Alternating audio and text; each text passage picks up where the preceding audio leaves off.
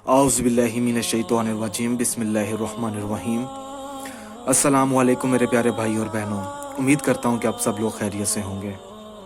आज मैं इस वीडियो में आपको लड़ाई झगड़े से महफूज रहने के लिए एक अमल बताऊँगा, क्योंकि ये अमल ख़ास तौर पर उस औरत के लिए है। क्योंकि आज से 2 या 3 दिन पहले एक औरत ने मुझसे रब्ता किया है और मुझसे गुजारिश की है कि आप कोई ऐसी वीडियो बताएं कि मेरा शोहर मुझे मारता है, पीटता है डेली, तो वो मारना पीटना कम कर दे।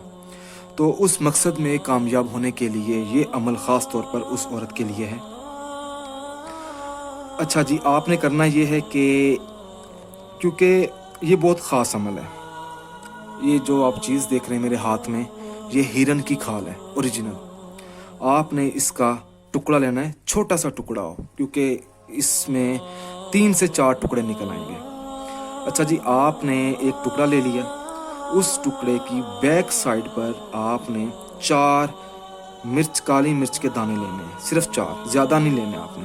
1 2 3 4, और हर दाने पर आपने 786 मरतबा बिस्मिल्लाहिर्रहमानिर्रहीम पढ़नी है और दाना रख देना है। 786 मरतबा बिस्मिल्लाह पढ़ें, दूसरा दाना रख दें।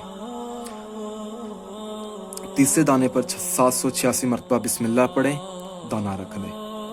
चौथे दाने पर आपने 786 मरतबा बिस्मिल्लाह पढ़नी है और ये भी रख देना है।